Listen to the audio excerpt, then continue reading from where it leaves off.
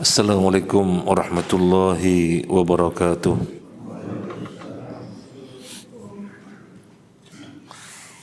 Bismillahirrahmanirrahim. Alhamdulillahi rabbil alamin. Wa bihi nasta'inu ala umurid dunya waddin. Wassalatu wassalamu ala asyrafil anbiya'i wal mursalin wa ala alihi wa ashabihi ajma'in wa la hawla wa la quwwata illa billahil aliyyil azim. Allahumma bika asbahna wa bika amsayna wa bika nahya wa bika namut wa ilaikan nusyur. Asbahna ala fitratil islam wa ala kalimatil ikhlas wa ala dini nabiyyina Muhammadin sallallahu alaihi wasallam wa ala millati abina Ibrahim hanifan muslima wa ma kana minal musyrikin. Allahumma inna nas'aluka ilman nafi'a wa rizqan thayyiban wasi'a wa malan mutaqabbala, amin ya rabbal alamin. Para jamaah rahimani wa rahimakumullah, kajian kita pada pagi hari ini Bulughul Maram yang ditulis oleh Al-Hafiz Ibnu Hajar Al-Asqalani rahimahullah wa ghafara lahu walana wali walidina wali asatidina wali masyayikhina wali jami'il muslimin wal muslimat, amin ya rabbal alamin. Kita terakhir sampai pada hadis 826. Sekarang kita melanjutkan hadis 827 dari Abu Hurairah radhiyallahu an anna Nabiyya sallallahu alaihi wasallam kana idza rafa'a insanan idza tazawwaja qala barakallahu laka wa baraka alaika wa jama'a bainakuma fi khair. Bahwasanya Nabi sallallahu alaihi wasallam apabila mengucapkan selamat kepada seseorang ketika menikah, beliau mengucapkan barakallahu laka wa baraka alaika. Semoga Allah memberkahi kamu. Semoga Allah memberkahi kamu. Wa jama' bainakuma fi khair, dan mengumpulkan kalian berdua di dalam kebaikan. Insyaallah kita semuanya sudah hafal karena kita sering sekali menghadiri pernikahan, dan inilah dalilnya yang selama ini kita baca, mendoakan mempelai barakallahu laka wa baraka alaika wa jama'a bainakuma fi khair. Ini dalilnya. Apa yang bisa diambil dari hadis ini? Aqdun nikah safqatun hamatun jiddan. Hadzal aqd muhtajun min ashabihi an-nushu al-khalis wa du'a as-salih. Akad nikah adalah momen yang sangat luar biasa sekali. Bagaimana tidak? Kedua pasangan yang sebelumnya enggak ada ikatan halal kemudian menjadi halal. Kedua pasangan yang sebelumnya tidak saling kenal sekarang akan saling kenal, bahkan lebih mendalam kenalnya, dan akan berkumpul setiap hari, setiap malam. Sampai kapan? Sampai mati. Maka awal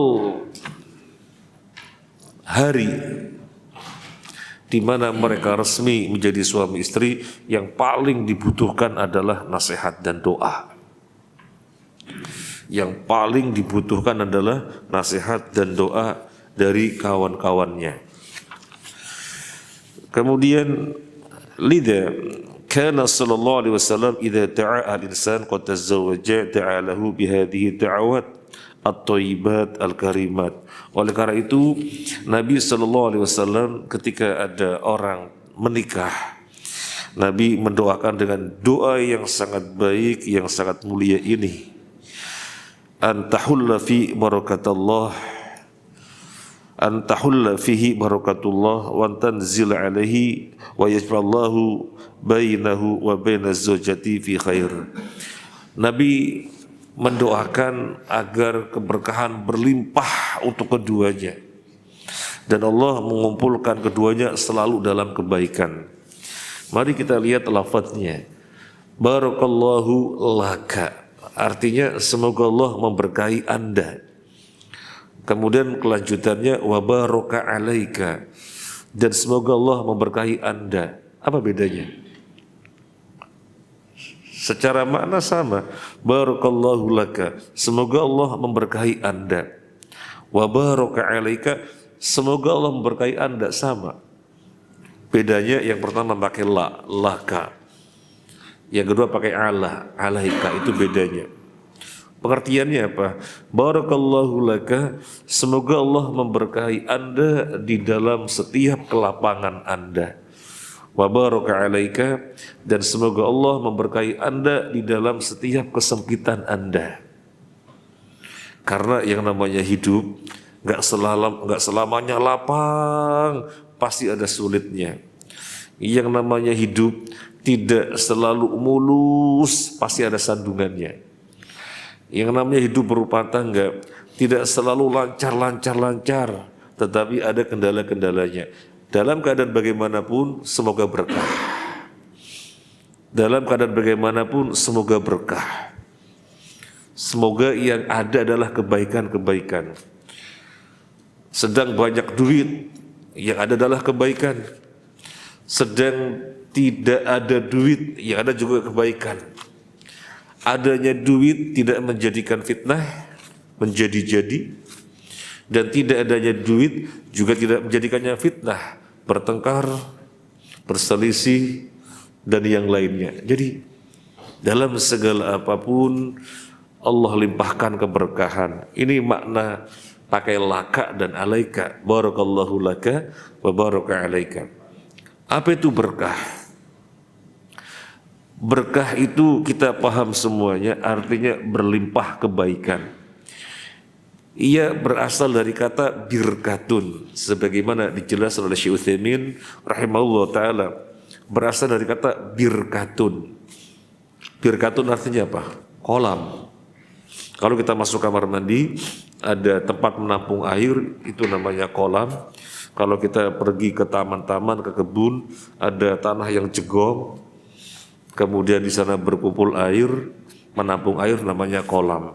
Jadi barokah atau kita biasa mengucapkannya berkah berasal dari birkatun, artinya kolam. Kolam itu apa? Kolam itu menampung air sehingga berlimpah. Air kalau tidak ditampung, gak diwadain, gak ada kolam. Jadi air mengalir gak ditampung, ya tidak berlimpah kemana-mana. Tapi dengan ditampung, dengan kolam menjadi berlimpah. Itu asal kata barokah, berasal dari berkah yang artinya kolam, karena menampung keberkahan, banyak kebaikan-kebaikannya. Wa jama'a bainakuma fi khair, dan menghimpun kalian berdua di dalam kebaikan. Siapa yang tidak pernah bermasalah? Orang dengan orang, siapa yang tidak pernah bermasalah? Siapa? Orang dengan orang yang tidak pernah bermasalah atau potensi terjadi masalah kecil dan hampir tidak ada. Itu siapa? Orang yang tidak saling kenal. Orang tidak saling kenal. Semakin kenal, semakin potensi masalahnya besar. Semakin kenal lagi, potensi masalahnya besar. Semakin dekat lagi, potensi masalahnya lebih besar lagi. Semakin kenal lagi, maka semakin potensinya lebih besar lagi. Kita dengan Alexander Tukimin kenal apa enggak? Orang Suriname, Alexander Tukimin. Kenal apa tidak? Nah, kita enggak kenal, maka kita enggak pernah ada masalah dengan Alexander Tukimin. Enggak pernah. Kita dengan Mr. Kabayan kenal apa enggak? Enggak kenal. Karena enggak kenal, potensi masalah itu sangat kecil, bahkan tidak ada. Nah, kita sekarang kenal. Ya. Kita jadi kenal. Kenal Pak Darukutni misalnya, kenal Pak Yanto misalnya. Maka potensi masalah mulai ada. Nanti tambah dekat lagi, tambah dekat lagi, tambah dekat lagi. Maka semakin dekat, semakin besar potensi masalahnya. Pertanyaannya, siapa yang perkenalannya paling dekat di antara seluruh perkenalan yang ada? Siapa yang paling dekat? Suami istri. Suami istri saling mengenalnya paling dekat di antara seluruh orang-orang yang dikenali. Maka potensi terjadinya masalah paling besar. Paling besar. Makanya perlu didoakan, wa jama' bainakuma fi khair. Menghimpun kalian berdua di dalam kebaikan. Terlebih kalau mau kita lihat karakter yang dominan pada masing-masing itu berbeda. Lelaki didominasi oleh akal. Wanita didominasi oleh perasaan. Satunya akal, satunya perasaan. Yang laki-laki ketika ada permasalahan apa, memandangnya dengan akal, dengan logik. Nah yang wanita nggak bisa diajak dengan logika, yang apapun dihadapnya dengan perasaan, nggak ketemu. Terus bagaimana bisa ketemu? Wasulhu khairu wa uhdiratil anfusus syuh. Berdamai itu bagus, tetapi orang itu suka mempertahankan egonya. Jadi kedua karakter yang sesungguhnya susah dipertemukan, ketika masing-masing menurunkan egonya, jadilah perdamaian. Semacam ini seringkali butuh penyesuaian. Kalau ada pasangan suami istri dari awal langsung bisa menyesuaikan, Masya Allah. Seandainya tidak, iya memang kedua karakternya berbeda, butuh penyesuaian sampai kemudian saling mengerti. Nah ini perlu didoakan. Makanya sejak awal hari keduanya sah sebagai suami istri, kita doakan wa jama'a bainakuma fi khair. Kemudian yang berikutnya, fayustahabbu liman hadhar 'aqdan nikah ayat wa lil mutazawwij bi hadha du'a wa hadha afdal min du'ail jahiliyah bir rafa wal banin.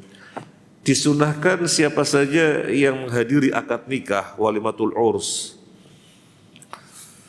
Pakai sin ya, suka-suka orang nulisnya salah, pakai shin, pakai sin. Sehingga kalau ditulis dalam ejaan Latin ya pakai S, bukan SY.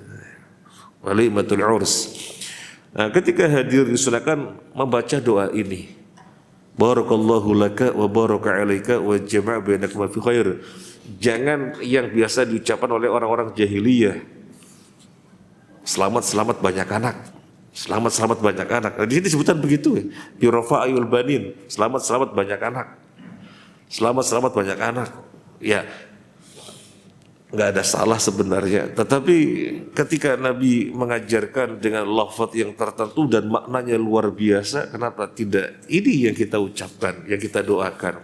Barakallahu laka, mendoakan keberkahan di dalam kelapangan, wa baraka alaika, mendoakan keberkahan di dalam kesempitan, wa jama' bainakuma fi khair, menghimpun keduanya di dalam kebaikan yang sesungguhnya adalah susah.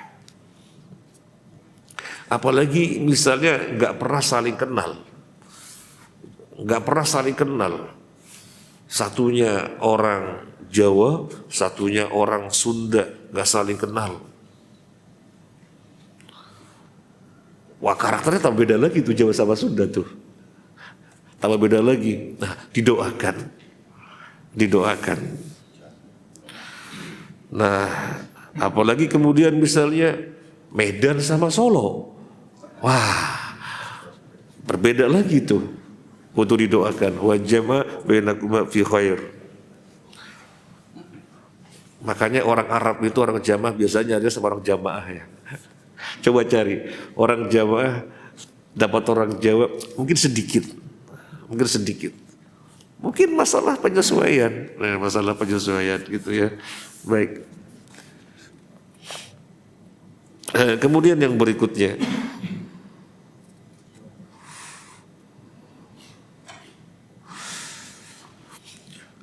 amal mutazawwij fasunnah fi haqqihi marahu Abu Dawud wa Nasa'i wa Ibnu Majah an Amr bin Syu'aib an Abi an Jaddihi anna Nabiyya sallallahu alaihi wasallam qala idza afada ahadukum imra'atan falyakhudh bi nasiyatiha wa liyaqul Allahumma inni as'aluka khairaha wa khaira ma jubilat alaih wa a'udzu bika min syarriha wa syarri ma jubilat alaih.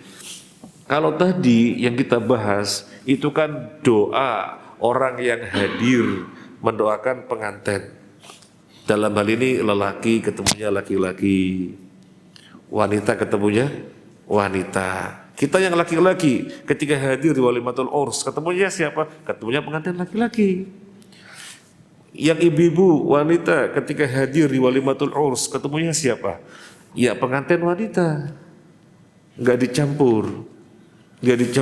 Nah, doanya apa? Doanya tadi. Nah, sekarang poin berikutnya yang dibahas adalah lalu gimana doanya suami untuk istrinya di awal hari pertemuan. Jangan sampai tidak berdoa. Wong yang datang mendoakan kok, suami untuk istrinya tidak mendoakan. Oh, kelewatan. Jangan terlewatkan. Sebagaimana orang-orang datang mendoakan, maka di hari pertama bertemu, suami mendoakan istrinya dengan doa yang diriwayatkan oleh Imam Abu Dawud, Imam An-Nasa'i, Imam Ibnu Majah dari Amr bin Syu'aib dari bapaknya, dari kakeknya. Nabi ngajarinya bagaimana? Allahumma inni as'aluka khairaha wa khairama jubilat alaih wa'udzu bika min syarriha wa syarri ma jubilat alaih. Atau dalam riwayat yang lain yang saya jumpai begini, Allahumma inni as'aluka khairaha wa khairama jabaltahu alaiha wa'udzu bika min syarriha wa syarri ma jabaltahu alaiha. Dengan dipegang ubun-ubunnya. Ini hari pertama ketemu. Hari pertama ketemu, suami megang ubun-ubunnya istri, bacanya ini. Allahumma ya Allah inni as'aluka, aku memohon kepadamu khairoha, kebaikan wanita ini, wa khairoma jabaltahu alaiha, dan kebaikan apa yang kau perangaikan pada dia, wa'udzu bika min syarriha wa syarri ma jabaltahu alaiha, dan aku memohon kepadamu dan aku berlindung kepadamu dari keburukannya dan keburukan apa yang kau perangaikan pada dia. Karena setiap orang selain banyak kebaikannya ada juga kekurangannya. Maka memohon kepada Allah. Ini hari pertama ketemu dan sebelum yang lain-lainnya. Dulu ibu-ibu dipegang ubun-ubunnya apa enggak? Nah, saya bertanya, dulu dipegang ubun-ubunnya apa enggak? Bapak-bapak megang ubun-ubunnya apa enggak? Enggak. Diulangi.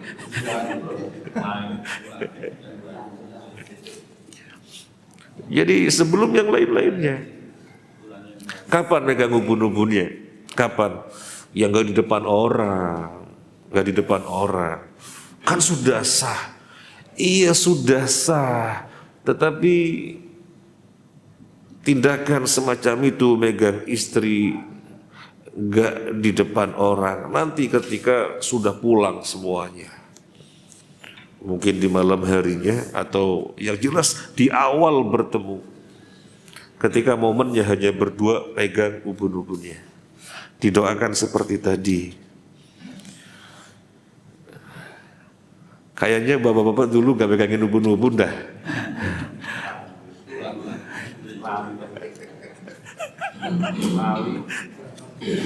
Baik, kemudian yang berikutnya, ulangi.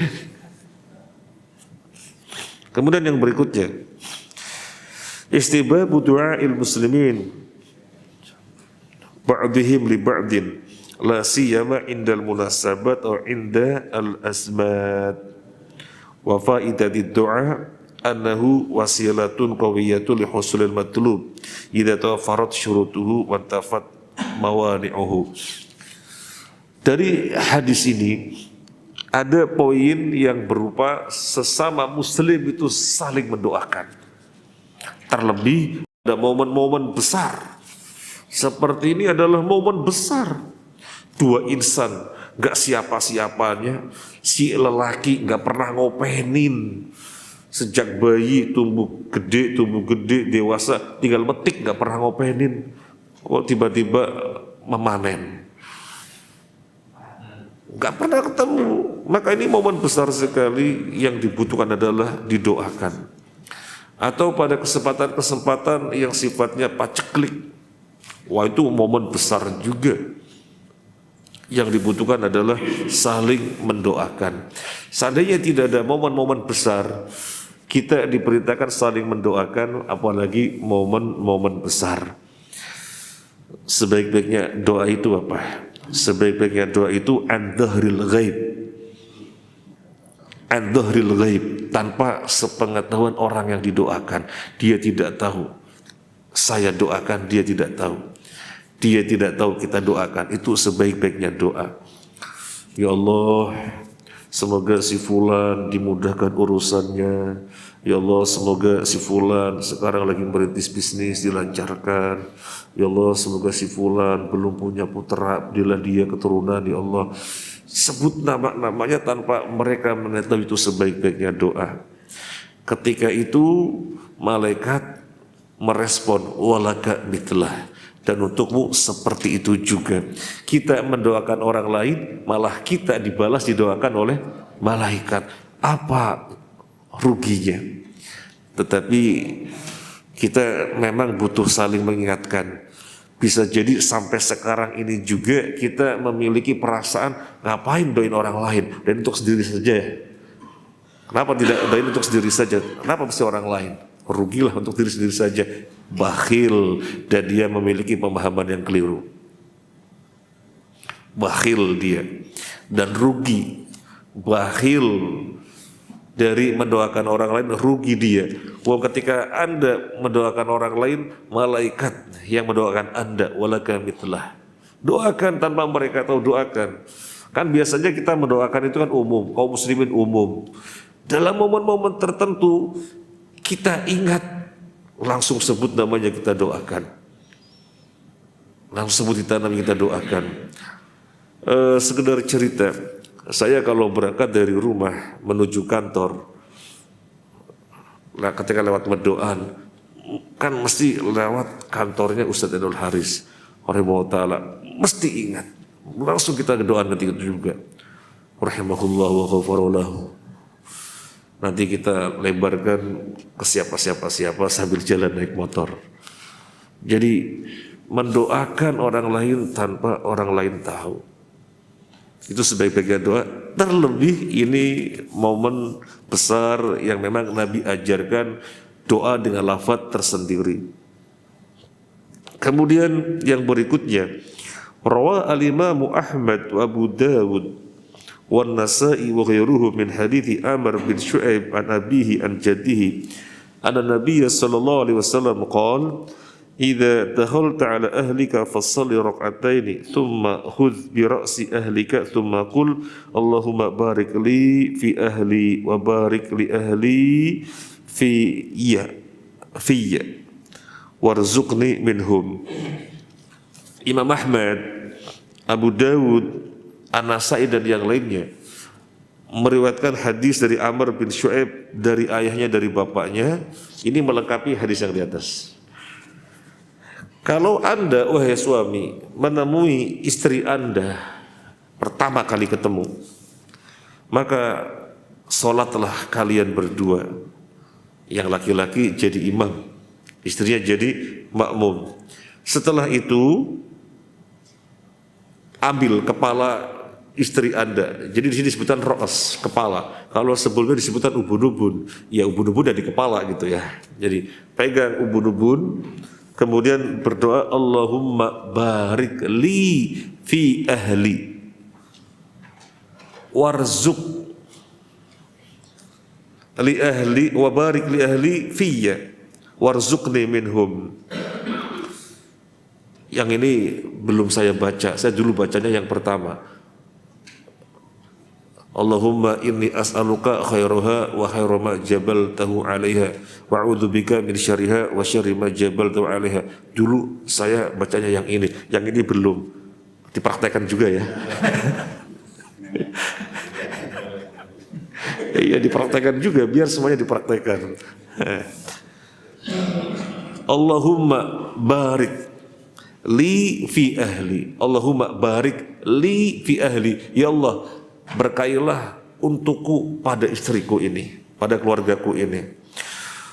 Wa barik li ahli fiyya, dan berkailah untuk istriku pada diriku. Warzuqni minhum, dan berilah aku rizki dari mereka. Ini maknanya luar biasa sekali. Jadi kita meminta keberkahan untuk diri kita pada istri, dan kita meminta keberkahan untuk istri pada kita, dan kita memohon rizki dari keluarga kita di hari pertama bertemu. Dan di dalam riwayat ini dimulai dari sholat dulu. Maka kita katakan melengkapi hadis yang sebelumnya. Jadi pertama kali suami bertemu istrinya sebelum yang lain-lainnya sholat. Jadi kita gabungkan dua hadis ini. Sholat, suami sebagai imam, istri sebagai makmum. Setelah selesai pegang kepalanya, bisa membaca bacaan yang pertama atau bisa baca bacaan yang kedua. Milih.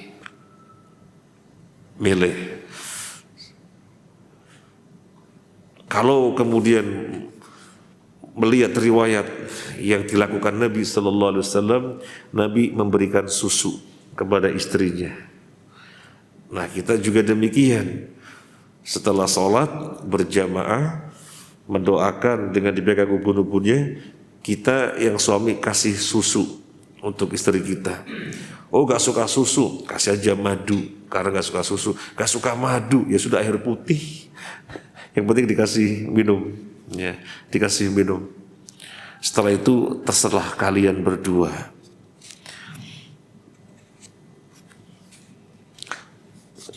Selesai untuk hadis 827. Sekarang kita lanjutkan hadis 828. Dari Abdullah bin Mas'ud radhiyallahu an, beliau berkata, "Allamana Rasulullah sallallahu alaihi wasallam at-tasyahhud fil hajah. Innal hamdalillah nahmaduhu wa nasta'inuhu wa nastaghfiruh wa na'udzu billahi min syururi anfusina may yahdihillahu fala mudilla lahu wa may yudlil fala hadiya lahu wa asyhadu an la ilaha illallah wa asyhadu anna Muhammadan abduhu wa rasuluh wa yaqra'u thalatha ayatin." Rasulullah mengajarkan kepada kami tasyahud di dalam suatu hajat. Lafadznya adalah tadi. Kalau kita mau terjemahkan, innal hamdalillah, sesungguhnya segala puji milik Allah. Tidak ada yang berhak dipuji kecuali Allah. Karena orang kalau terpuji dengan kekayaannya, terpuji dengan kepintarannya, terpuji dengan keilmuannya, terpuji dengan kedudukannya, sesungguhnya yang terpuji adalah Allah. Karena kalau Allah tidak berikan mereka dengan segala kelebihan itu, mereka tidak pernah terpuji di tengah-tengah kaumnya. Maka hakikatnya yang terpuji adalah Allah. Nahmaduhu, kami memujinya. Karena segala puji milik Allah, maka kami memujinya. Wa nasta'inuhu, dan kami mohon tolong kepadanya. Wa nastaghfiruh, kami mohon ampun kepadanya. Wa na'udzubillahi min syururi anfusina, dan kami memohon perlindungan kepada Allah dari keburukan-keburukan kami. May yahdihillahu fala mudhillalah, barang siapa yang Allah kasih hidayah, petunjuk, gak ada yang bisa menyesatkannya. Wa may yudlil fala hadiyalah, dan yang Allah sesatkan gak ada yang bisa menunjukinya. Hidayah urusan Allah. Kita hanya menyampaikan. Kemudian orang yang disampaikan tadi ada upaya apa? Tidak. Kalau dia ada upaya, maka apa yang kita sampaikan klop, Allah akan berikan hidayah kepada dia insya Allah. Kemudian kami bersaksi bahwasanya tidak ada Tuhan yang berhak disembah kecuali Allah, dan kami bersaksi bahwasanya Muhammad adalah hambanya dan utusannya. Kemudian membaca 3 ayat. 3 ayat itu maksudnya apa? Al-Imran 102. Ya ayyuhalladzina amanu taqullaha haqqa tuqatih wa la tamutunna illa wa antum muslimun. Yang pertama. Yang kedua An-Nisa ayat 1. Ya ayyuhan nasu taqu rabbakumul ladzi khalaqakum min nafsin wahidah wa khalaqa minha zawjaha wa batha minhuma rijalan katsiran wa nisaa'a wattaqullaha alladzi tasaaluna bihi wal arham innallaha kana 'alaikum raqiba. 2. Yang ketiga surat Al-Ahzab ayat 70 sampai 71.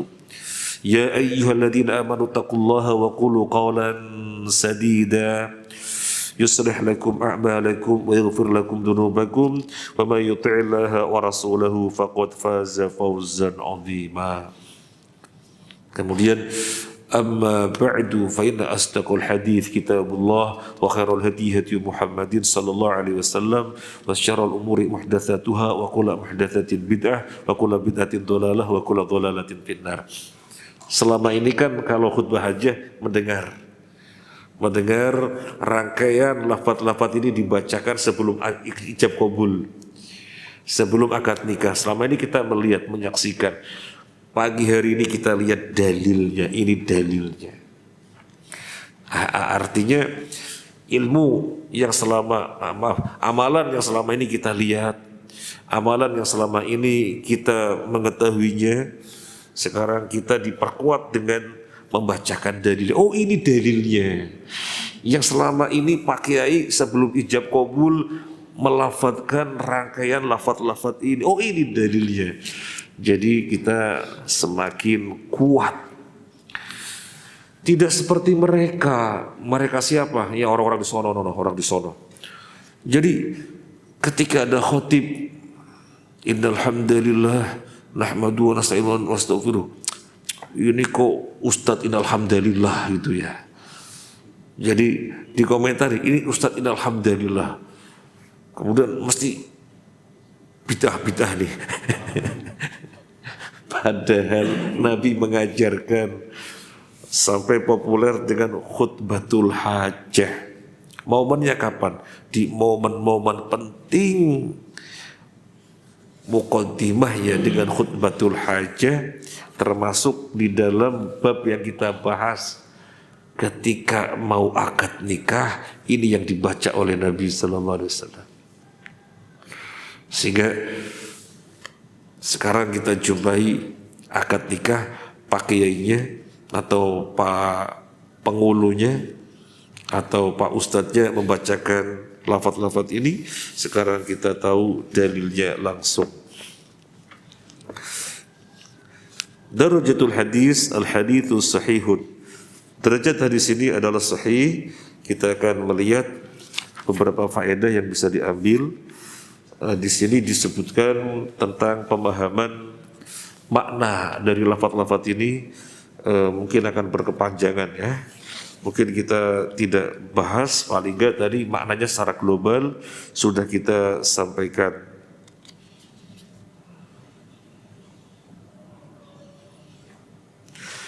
Qala Syekhul Islam al-arkan ats-tsalatsah allati ishtamalat 'alaiha khutbatu Ibnu Mas'ud hiya alhamdulillah nasta'inuhu wa nastaghfiruh. 3 rukun yang khutbahnya Abdullah bin Mas'ud mencakup. Yang pertama alhamdulillah, kemudian nasta'inuhu, nastaghfiruh. Sampai Syekh Abdul Qadir Asy-Syadzali mengatakan inna jawami al-kalam an-nafi'iyya alhamdulillah astaghfirullah la haula wala quwata illa billah. Coba kalau kita lihat di dalam tasyahud untuk khutbah hajah, innal hamdalillah, alhamdulillah. Kemudian nahmaduhu wa nasta'inuhu. Kemudian nastaghfiruh, memohon ampun. Ini jawami'ul kalam. Ini jawami'ul kalam. Artinya kalimat yang singkat tetapi maknanya sangat mendalam dan dikatakan sebagai kalimat yang paling bermanfaat. Yang pertama, kita memuji Allah. Yang pertama, kita memuji Allah. Bagaimana kita tidak memuji Allah? Allah yang menciptakan kita dan yang memenuhi segala kebutuhan kita, dan Dia suci dari segala kekurangan, dan Dia bersifat dengan segala sifat kesempurnaan. Maka bagaimana mungkin kita tidak memuji Allah? Kita memuji Allah. Kemudian di dalam tindak tanduknya sebagai hamba, barangkali kita ada salah-salah, mohon ampun kepada Allah, astaghfirullah. Kemudian di dalam tindak tanduk kita, seringkali kita ada beban dan yang lainnya sehingga butuh pertolongan, maka kita membaca nasta'inuh. Jadi alhamdulillah, astaghfirullah, asta'inuh, alhamdulillah, kemudian nastaghfiruh, nasta'inuh. 3 kalimat ini jawami'ul kalim. Kenapa kita minta tolong kepada Allah? Karena kita sadar la haula wala quwata illa billah. Nah, ini penjelasan ulama mendalam seperti ini. Barangkali yang kurang merasakan ketika membaca 3 kalimat ini, ya datar-datar saja. Tetapi yang bisa meresapi dan lebih bisa mendalami, Allahu Akbar, maknanya, kandungannya luar biasa. Innal hamdalillah nahmaduhu, segala puji bagi Allah, maka kita memujinya. Ya jelas, bagaimana tidak? Dia Tuhan kita yang menciptakan kehidupan kita, yang mengatur kehidupan kita, yang bersifat dengan segala sifat kesempurnaan, ya wajib kita puji. Dan tidak ada yang terpuji. Seandainya ada orang terpuji, hakikat yang terpuji adalah Allah. Kemudian kita di dalam tindak tanduk, barangkali ada salah. Kok bisa kita sebagai hamba berbuat salah kepada Allah? Mohon ampun, nastaghfiruh. Kemudian di dalam tindak tanduk kita sebagai hamba, ada hal-hal yang kita merasa beban, merasa berat, kita perlu minta tolong, maka kita nasta'inuh. Jadi maknanya sangat mendalam. Dan ini kan momennya momen besar. Mau apa? Ijab kabul, akad nikah. Maka baca khutbah hajah. Baca khutbah hajah. Dan khutbah hajah itu dibaca kapan? Setelah akad apa sebelum akad? Sebelum akad. Ya, dibaca sebelum akad. Suka-suka kita diminta nanti khutbah hajah ya. Biasanya kita minta rundown dari MC-nya. Loh, kok diletakkan terakhir, katanya khutbah hajah atau khutbah nikah. Kita minta diubah sebelum akad. Nah, kemudian yang berikutnya hadis 829. Dari Jabir radhiyallahu an, beliau berkata, Rasulullah sallallahu alaihi wasallam bersabda, "Idza khataba ahadukum al-mar'ata fa in istata'a yanzura minha ila ma yad'uhu ila nikahiha falyaf'al." Apabila salah seorang dari kalian melamar wanita, maka jika dia bisa untuk melihat pada sebagian tubuhnya sesuatu yang membuatnya tertarik untuk menikahinya, maka lakukanlah.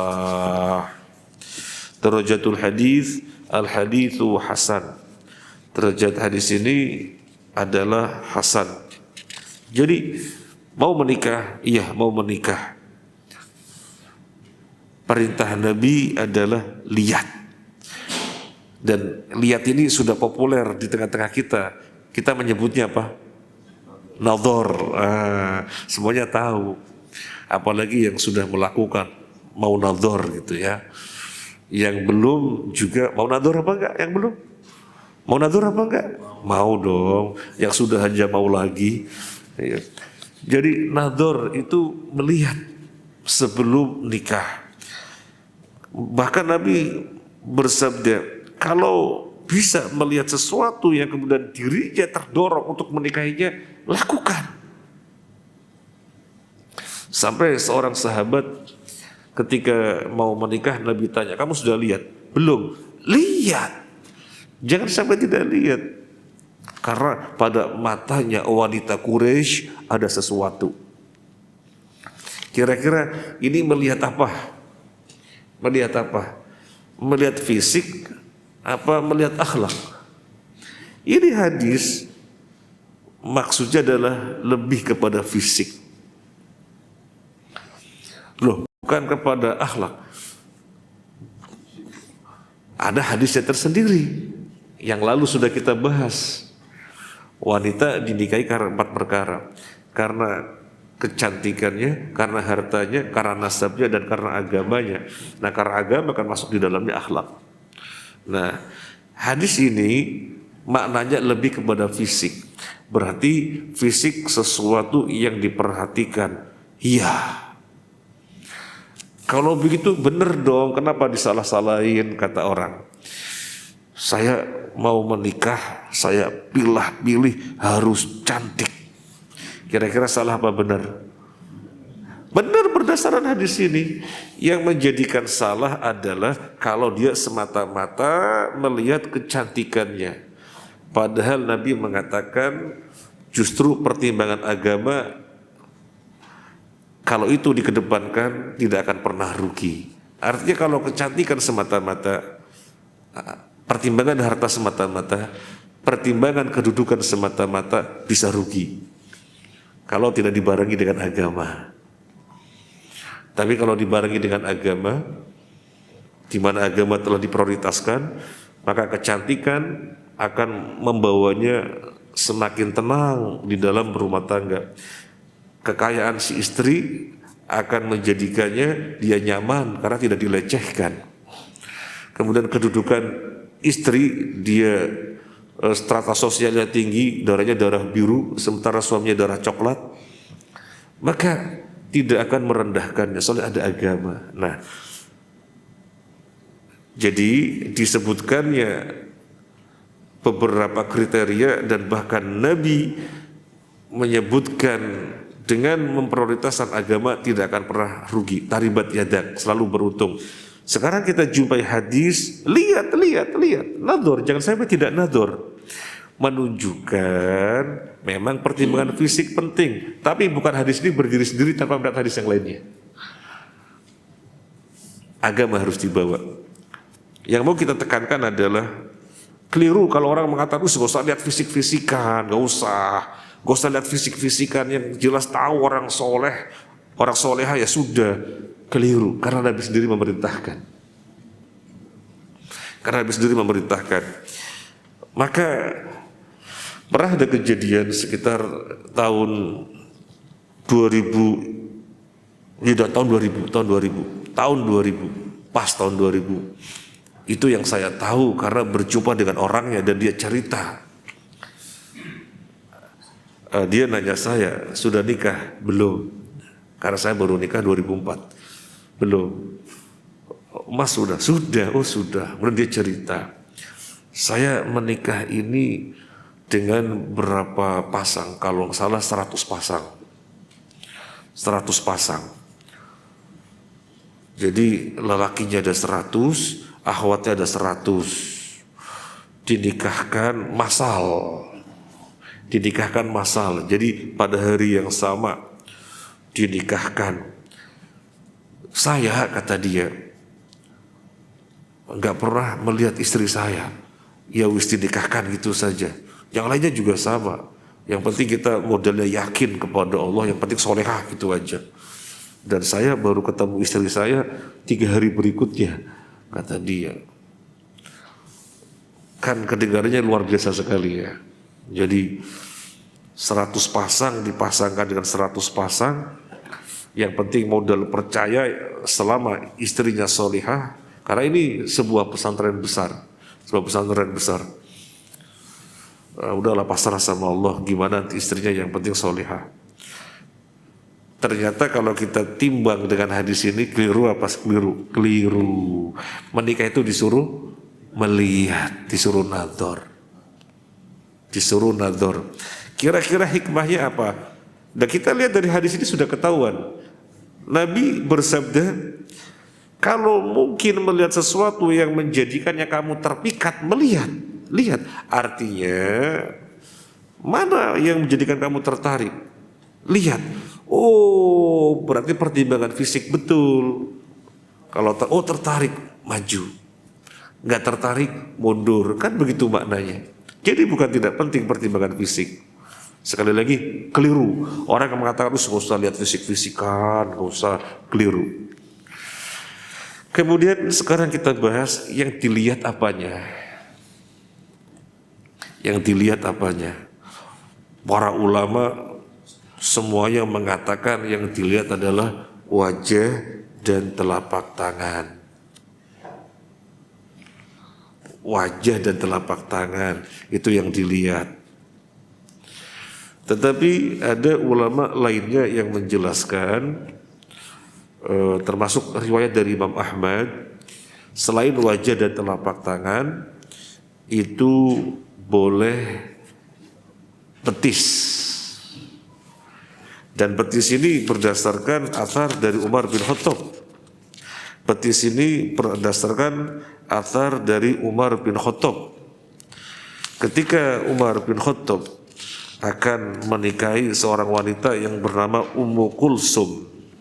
Siapa Ummu Kulsum? Seorang wanita yang akan dinikahi oleh Umar bin Khattab, namanya Ummu Kulsum. Siapa Ummu Kulsum? Ya calonnya Umar. Baik, Ummu Kulsum itu putrinya Ali bin Abi Thalib radhiyallahu an. Lo kan Hasan dan Husain itu kan dari Fatimah. Ali kan menikah dari wanita yang lainnya. Nah, punya anak namanya Ummu Kulsum. Anna Umar kasyafa an saqi Ummi Kulsum binti Ali lamma ba'atha biha Ali ilaihi liyandura ilaiha. Umar menyingkap betisnya Ummu Kulsum ketika Ali membawanya ke dia untuk Umar nador. Maka ada ulama yang mengatakan selain wajah dan telapak tangan, betis boleh dilihat. Kemudian ada ulama lagi yang menambahkan boleh rokobah. Rokobah itu apa? Leher. Yang jelas kebanyakan para ulama menjelaskan yang boleh dilihat adalah wajah dan telapak tangan. Tetapi kemudian ada athar Umar yaitu betisnya. Dan ada ulama lain yang menjelaskan boleh juga ditambahkan leher. Itu saja, tidak lebih. Jadi kalau pengen lihat lehernya gimana? Berarti request ya, tolong dong pakai kerudung yang begini biar kelihatan lehernya gitu ya. Nah, gitu. Nah, tapi sesungguhnya dengan melihat wajah dan telapak tangan kan sudah bisa diketahui, ya, sudah bisa diketahui. Nah, kalau mau lihat yang lainnya sebenarnya juga ada cara gitu ya. Sebenarnya ada caranya bagaimana? Kan kita belum pernah kenal gitu ya. Kita datang ke rumah walinya. Nanti kan si akhwat yang akan kita lamar, dia kan mengeluarkan makanan, teh dan yang lainnya. Kita pengen lihat cara jalannya. Oh, cara jalannya normal. Oh, berarti normal kan begitu ya. Nah, kan bisa kelihatan gitu ya. Normal. Kemudian misalnya ketika berdiri, oh tingginya segitu, kan sudah bisa kebaca gitu. Nah, yang selebihnya bisa ditanyakan. Misalnya kesehatannya bagaimana? Ya ditanyakan. Ada riwayat sakit dan yang lainnya silakan ditanyakan. Disuruh nador. Kita kan orang Jawa, kalau nanya langsung vulgar gimana ya? Ya ada sakit apa enggak? Waduh, rasanya kok gimana ya, orang Jawa itu budaya timurnya kuat. Ya bisa dengan ungkapan yang lain yang jelas kemudian bisa disimpulkan. Misalnya maaf, pernah safar? Oh pernah, safar paling jauh kemana? Oh safar paling jauh ke Jakarta misalnya. Mabuk apa enggak misalnya begitu. Oh enggak, oh berarti sehat insyaallah. Gitu. Oh mabukan. Oh nanti kalau pergi bersama saya mabuk gimana ya? Oh kasih obat aja dah nggak apa-apa. Anti mabuk gitu. Dan seterusnya. Kemudian juga bisa dilihat kalau akhwatnya membawakan teh, tehnya manis banget, berarti dia itu hati-hati sama suami. Karena kan takut gak manis tambah gula lagi gitu ya. Takut gak manis tambah gula lagi gitu ya. Takut gak manis tambah gula lagi. Berarti orang yang perhatian sama suami. Barangkali begitu barangkali ya. Intinya adalah nador. Jangan sampai tidak nador. Keliru. Pemahaman yang mengatakan gak usah nador-nadoran. Keliru. Karena Nabi memerintahkan nador. Ya. Tetapi yang ingin kita sampaikan juga penting, jangan jadi ahli nador. Ini penting sekali. Jangan jadi ahli nador. Soalnya kalau sampai terkenal dia ahli nador, wanita sudah pada nolak, enggak usah.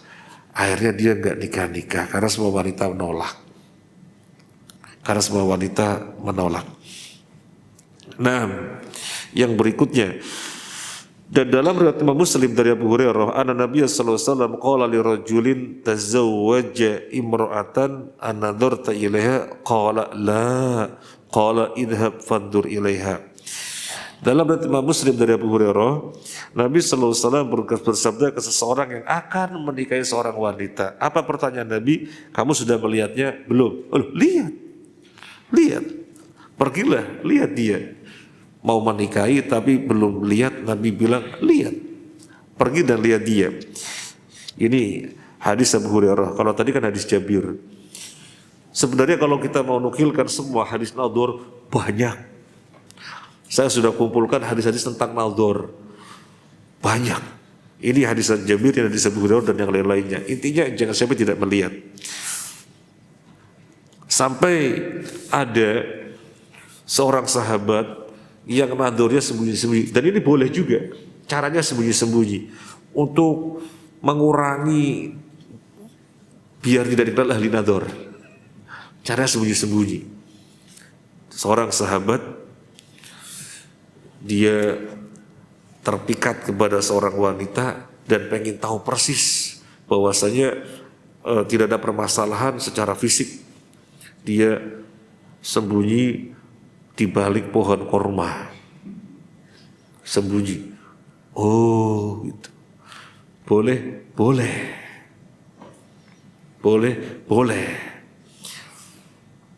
Kenapa boleh? Soalnya lagi proses.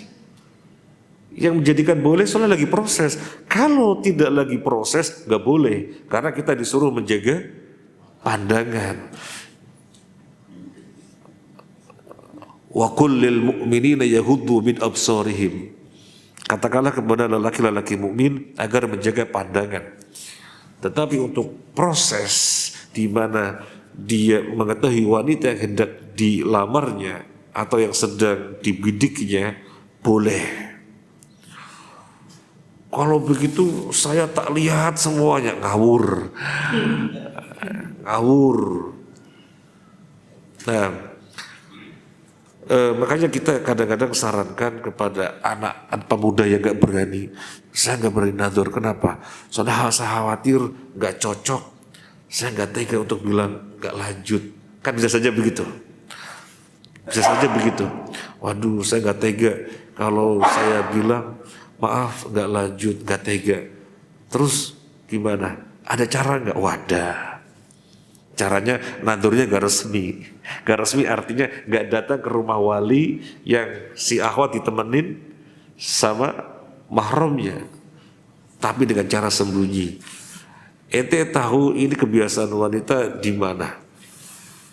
Nah, ente bisa berada di situ tanpa dia tahu. Misalnya kalau makan siang di kantin sana gitu ya. Ya ente ke kantin sana nungguin. Oh ini akhwatnya. Oh gak ada masalah. Udah mantap. Nah, tapi kan pakai cadar. Nah itu repot. Gak bisa. Kalau pengen dibuka cadarnya berarti mesti datang ke tempatnya. Kalau selain cadar kan bisa jalannya, tingginya dan yang lainnya. Nah, kemudian seorang sahabat tadi yang sembunyi-sembunyi melihat wanita, ada seorang tabi'in yang mempertanyakan, Anda kan seorang sahabat, Anda kan seorang sahabat Nabi, kok Anda berbuat demikian?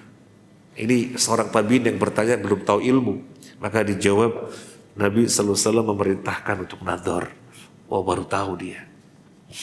Yang berikutnya dari Ibnu Umar radhiyallahu an, beliau berkata Rasulullah sallallahu alaihi wasallam bersabda, la yahtub ba'dukum ala khitbati akhihi hatta yatrukal khatibu qablahu aw ya'dana lahu al khatib.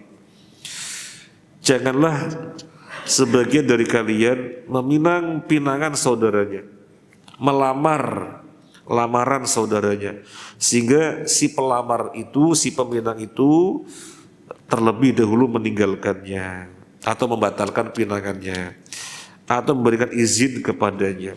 Ini etika di dalam persaingan. Etika di dalam persaingan. Kalau seseorang menghendaki si fulanah A, ternyata si fulanah A sudah dilamar, ya sudah berhenti, jangan dilanjutkan. Oh sudah dilamar kok, tapi kan saya dari dulu menginginkannya, ya ketinggalan sampean.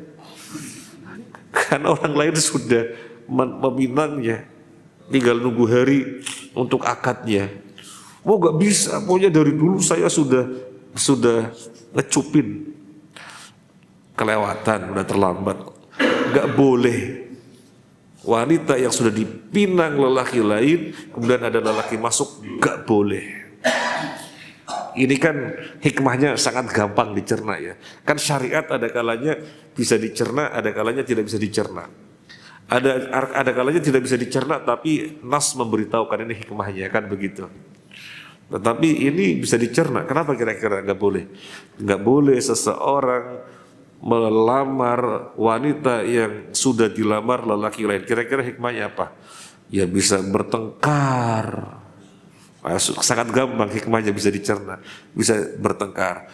Bolehnya kapan? Kalau si lelaki ini sudah memutuskan gak jadi, berarti kan batal, gak lanjut. Boleh nggak orang melamar kemudian maaf gak jadi nikah? Boleh apa enggak? Boleh. Nggak bisa, harus lanjut. Bapak, Ibu, ini mundur berarti kan ada sesuatu yang dipertimbangkan. Ngapain dipaksakan lanjut? Nanti malah terjadi berabe. Mau dia mundur berarti ada sesuatu yang dipertimbangkan. Ada hal yang dia tidak cocok. Ya sudah, jangan dipaksa. Oh gak bisa kan sudah saya terima gini. Mau kalau nanti ada sesuatu. Makanya boleh. Jadi dia mundur, boleh. Nah berarti free. Karena dia sudah memutuskan mundur, maka wanita ini free. Ketika wanita ini free, boleh lelaki masuk meminangnya. Boleh. Atau yang terjadi begini. Si lelaki meminang, kemudian bilang, aja dah maju dah, lo kamu. Nanti tak bilang, saya batal, kamu aja yang maju. Berarti kan sudah dengan izinnya. Sudah dengan izinnya semacam ini, tidak mengapa. Dan bukan di dalam masalah menikah saja. Di dalam bab jual beli juga sama. Sama. Kita tidak boleh jual beli di atas jual beli saudara kita. Gak boleh. Sama. Seseorang menjual dagangan kepada calon pembeli. Kita juga sama-sama penjual. Pembelinya dilutik, ke saya saja. Ke dia berapa? 2.000, saya 1.800. Gak boleh. Karena lagi berlangsung transaksi dan belum deal, lanjut apa enggak, belum deal. Dilutik, beli ke saya saja. Gak boleh. Kalau dia sudah putus gak jadi, baru kita sebagai penjual, sebagai saingan gitu ya. Sebagai saingan, kalau mau dikatakan saingan, sebagai penjual punya hak untuk menawarkan. Monggo kalau mau beli ke saya, monggo. Setelah dia putus dengan penjual yang pertama. Tapi kalau belum putus, gak boleh. Itu namanya menjual di atas jualannya orang lain. Menjual di atas penjualannya saudaranya, gak boleh. Atau membeli, ya sama saja. Gak boleh membeli di atas pembelian orang lain. Gak boleh, sama.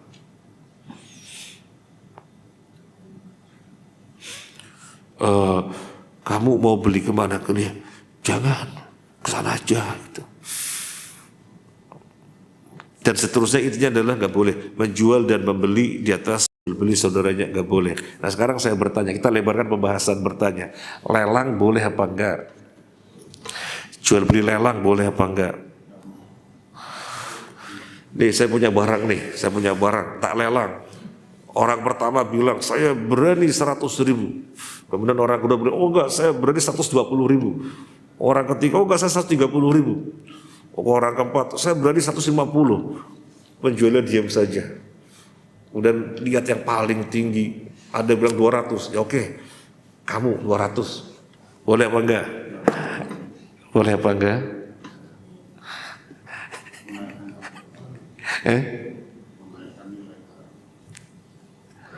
Boleh. Kan kita sudah paham. Yang tidak boleh adalah ketika transaksinya belum putus. Jadi kita masuk di tengah-tengah, itu nggak boleh. Ini kan sudah putus. Saya berani 100. Belum diputus apa-apa. Saya berani 100. Saya berani sekian, saya berani sekian, saya berani sekian. Maka nggak ada masalah, nggak ada kezaliman. Kecuali kalau begini, saya berani 150. Ada orang bilang begitu, saya berani 50. Terus saya sebagai penjual, oke, sama kamu 160. Orang masuk, jangan selalu berani 160. Itu nggak boleh, karena sudah selesai. Sudah selesai. Baik, ya. Jadi bukan saja dalam masalah lamaran, tetapi juga di dalam bab jual beli di dalam muamalah. Masih ada waktu? Masih? Cukup? Oh cukup. Ya wis. Ada yang mau disampaikan Bapak Ibu? Monggo. Kalau ada. Biasanya masalah pernikahan ini jangankan yang muda-muda, yang bapak-bapak lo pengen membahas. Gitu.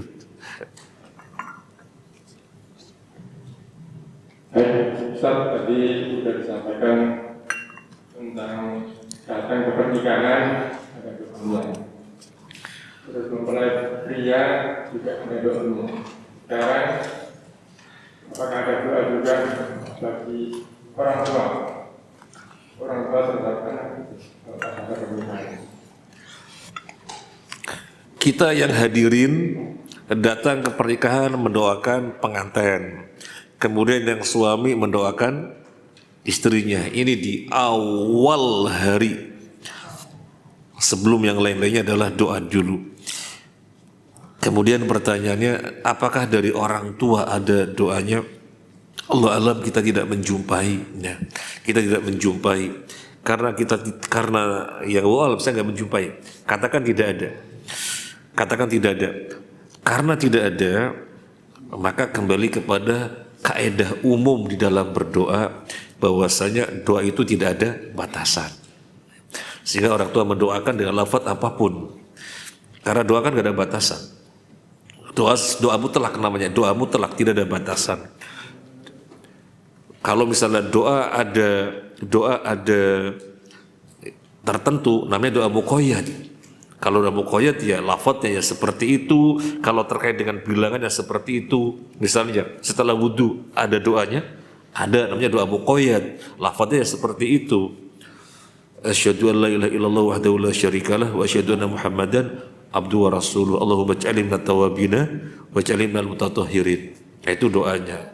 Karena memang diajarkan.